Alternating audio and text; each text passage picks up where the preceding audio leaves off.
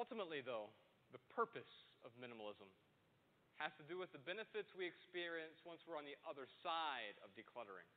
Hence, removing the clutter is not the end result. It is merely the first step. I mean, it's possible to go home, get rid of everything you own, and be absolutely miserable. To come home to an empty house and sulk after removing all your pacifiers. That's because consumption is not the problem. Compulsory consumption is the problem. And we can change that by being more deliberate with the decisions we make each day.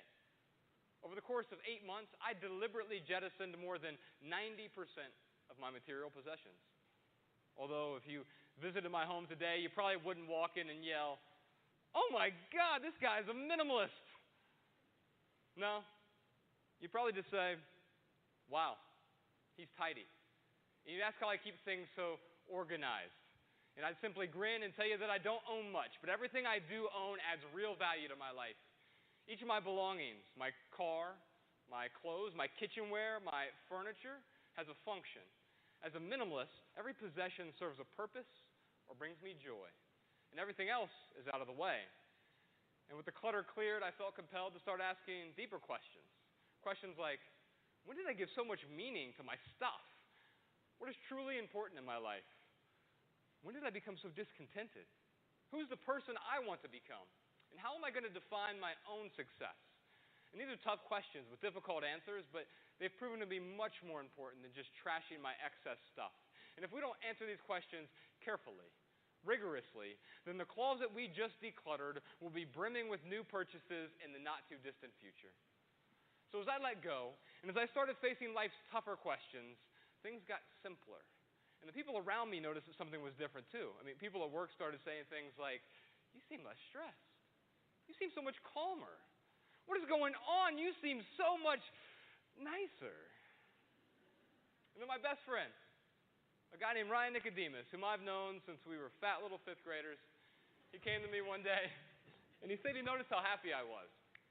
And that opened him up in time to the concepts of minimalism and living a meaningful life with less.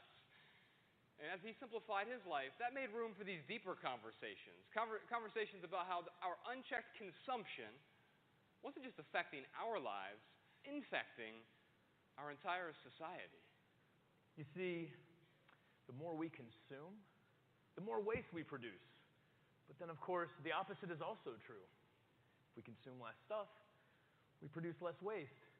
As you all might know, if the entire world consumed like the United States, we would need over 4 Earths to maintain our unchecked consumption. How can we, as consumer-driven Americans, keep consuming like this? It's pretty simple. We go deeper into debt. That's how. Did you know the average American carries 4 credit cards in their wallet? And 1 in 10 Americans has 10 or more active credit cards. And the average credit card debt is over $16,000. The total consumer debt in the United States is nearly $12 trillion. $12 trillion! Let me just put that into perspective for a minute. If you went out and spent $1 every single second, it would take you more than 31,000 years to spend $1 trillion. In fact, if you went out and spent $1 million a day ever since the birth of the Buddha, you still wouldn't have spent $1 trillion by now. And we have nearly $12 trillion in debt. And the only way out is to let go. When we let go, our actions, it encourages others to let go too. 6 years ago, Josh and I, we let go of our stuff so we could start living a life that aligned with our values. We started consuming less so we could start living more. And when our lives became our message, we started a blog so we could share that message with others. We called it theminimalists.com. Since then, we've written books about simple living. We started a podcast about intentionality. And we released a documentary called Minimalism. all in an effort to add value to other people's lives. And that's really why we're here today. We really, really hope that we can add value to all of your lives. So if you leave here with just one message, we really hope it's this.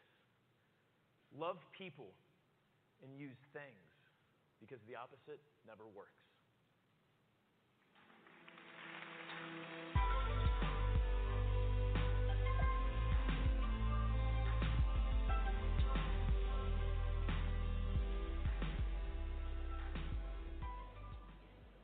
All right, that was a good one. I hope you enjoyed that as much as I did. I know in that $1 trillion debt, my student loan is somewhere in here. But it just disappear. Wouldn't it be nice? Disappear in the trillions and stuff like that. Just come up missing. That would be sweet. Okay.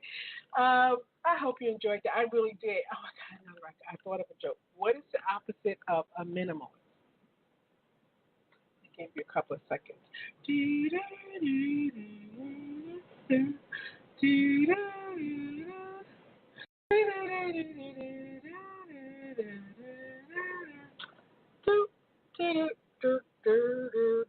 Okay. It's a hoarder. Yes. Of a minimalist is a hoarder. Okay, so there you go.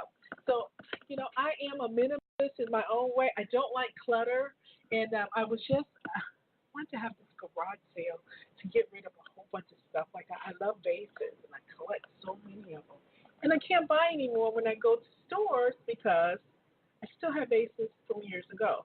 So I decided I wanted to sell them all. So that's what I'm going to do. I'm going to sell my vases. So I can imagine being a minimalist, and I guess I'm one in a certain degree. I won't say in everything because I will sell, get rid of it, and then look for it. Look all around. Don't know what I did with it, and I got rid of it. I'm good for doing that because I don't like clutter. It's like, okay, I'm not using this. Get rid of this. Get rid of it, and then I forget. Oh, that's what life. Here's melatonin. Keep your head up. I'll be back. Oh.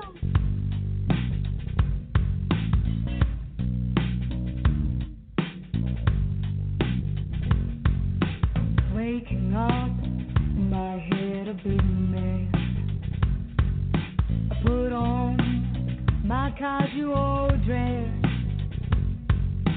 I feel alone. I'm petrified like a stone. I keep hearing this voice. Keep your head up high and try to climb. Be proud of things you did. Life is a great trip. Don't be shy, don't be afraid. Go your own way.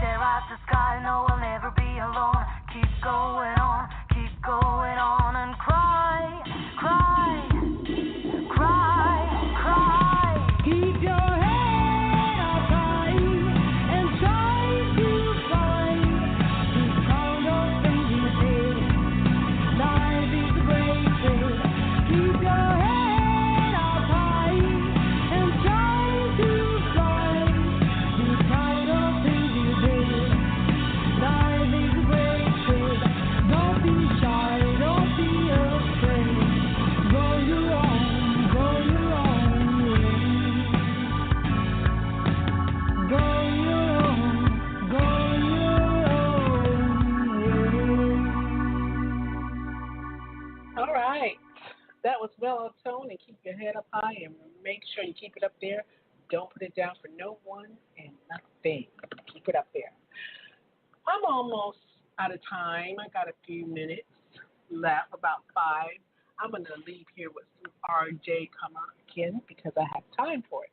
But, my theme was ENS, Empty Nest, for this month. Next month, theme, I'm not sure. Still going on the that one in my head. But please join me here. So I got a little poem for the empty nester, okay? Here it is. When there's little time and tomorrow they leave home. Okay, this says she, but it can be for male and female. Winning or losing no longer matters. Their happiness is now their own. When your nightmare becomes their dream, that's nightmare, them leaving, they can't wait to get out. And darkness turns to dawn. You see the beauty of compromise and trust the vague and unknown. When you can turn their tears into a smile and look beyond the courage they had shown, then you know you have arrived and you can let go but not be alone. Here's another one.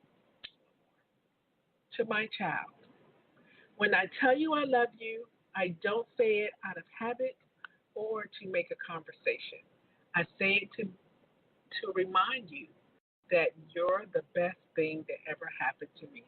Oh, that one got me. Okay. It did. Okay. Now I'm gonna play some RJ Comer, and I'm gonna get out of here. I'm gonna say my goodbyes, and RJ is gonna take you out of here. Please join me next month, October. It's the spooky month. It's the harvest. It's all that good stuff. It's fall. It's finally here. Please enjoy your fall because winter is right around the corner, and we know what that means. It's pretty for a minute, but then after a while, you're like, okay, I'm sick of this. Wear spring, okay? So enjoy your fall. I won't be here next week because of a family emergency, but I will have a podcast there waiting for you. So please check it out. It might be something that you missed, okay? So definitely check it out. And I will see you next Monday. Here's RJ coming with Nightly Suicide.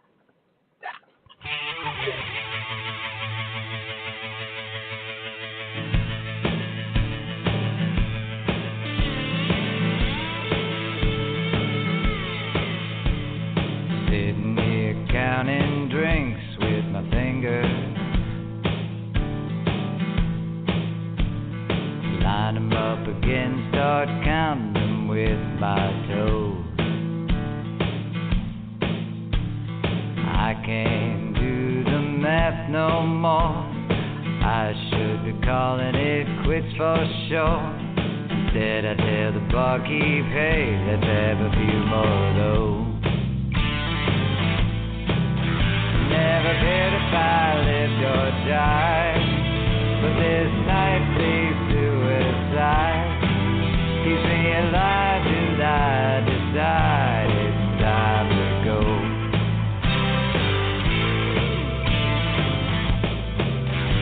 The shadows on the wall, they all are dancing, but the people all around me sitting still. The shadows, they all turn on me like I see what I ain't supposed to see. But they keep drinking, I say you